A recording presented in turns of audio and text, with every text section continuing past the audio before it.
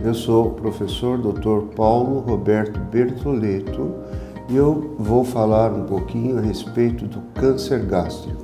Quando se fala em câncer gástrico, a primeira preocupação da pessoa é qual é o risco dessa doença me acometer?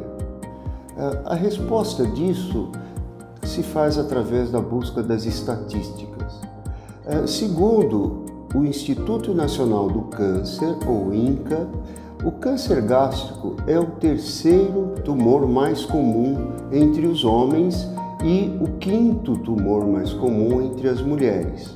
O câncer gástrico tem uma incidência maior, ou seja, 65% dos casos acima de 50 anos. E o pico de incidência é em torno de 70 anos. O câncer gástrico ele pode ser dividido em três tipos principais. O adenocarcinoma, que corresponde a 95% dos casos, os linfomas, que vão responder por 3% dos casos, e o restante, o principal, é o leiomiosarcoma. A prevenção do câncer gástrico envolve o uso de uma dieta balanceada, e isto deve ocorrer desde a infância, com bastante fibras, com a presença de frutas, vitamina C, o caroteno, que é a vitamina A. Outro aspecto importante na prevenção do câncer gástrico são os cuidados com as gastrites crônicas relacionadas à bactéria Helicobacter pylori, que é uma doença infecciosa e que e muitas vezes facilmente tratada com antibiótico. Que a presença da bactéria Helicobacter pylori leva à gastrite crônica, que por sua vez leva à atrofia gástrica, pode aparecer após isso a metaplasia intestinal, a displasia e até o tumor. A prevalência da bactéria no Brasil é em torno de 70%, ou seja, 70% da população brasileira tem a presença dessa bactéria. Mas isso não significa que 70% da população vá desenvolver câncer gástrico. Existem aspectos genéticos da bactéria e aspectos da resistência do indivíduo infectado que interferem nessa estatística. Outros fatores que são importantes na prevenção são o fumo, o álcool e a história familiar.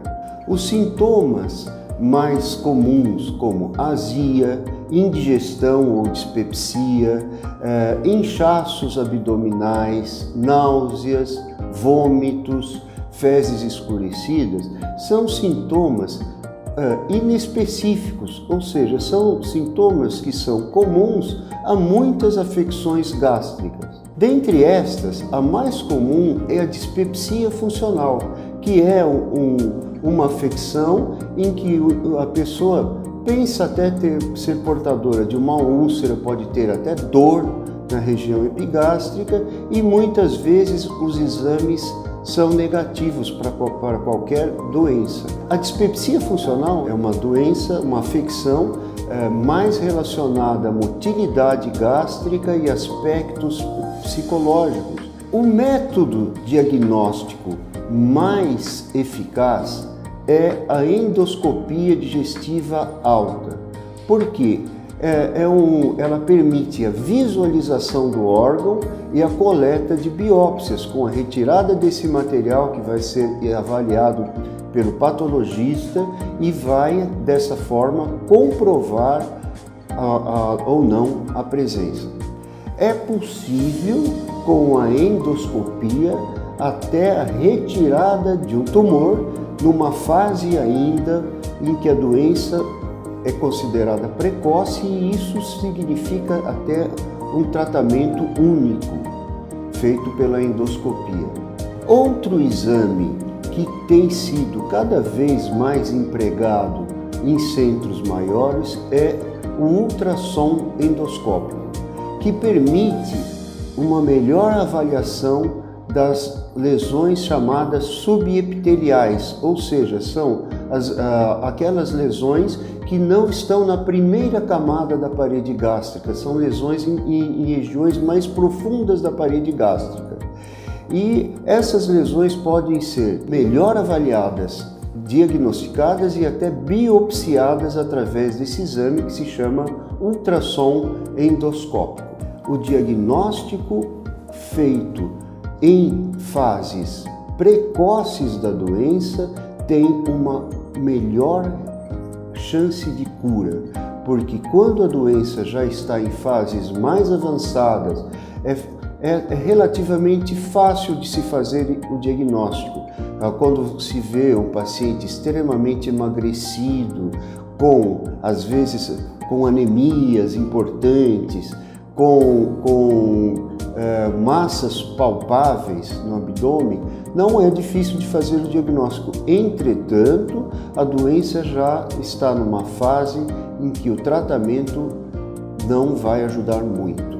O tratamento, então, depende da fase em que essa doença foi detectada, ou seja, depende do tamanho da lesão, da localização do tumor, da extensão, de quanto esse tumor já disseminou. E lembrando que nas fases em que o tumor já está muito disseminado, o tratamento não é tão eficaz. O tratamento mais utilizado para o câncer gástrico é o tratamento cirúrgico. Entretanto, outras formas de tratamento que são consideradas adjuvantes podem ser empregadas, como a radioterapia e a quimioterapia. No caso de dúvida diagnóstica, evitem a automedicação. Na dúvida, portanto, procure um especialista, um gastroenterologista que vai dar as informações e os cuidados que são necessários.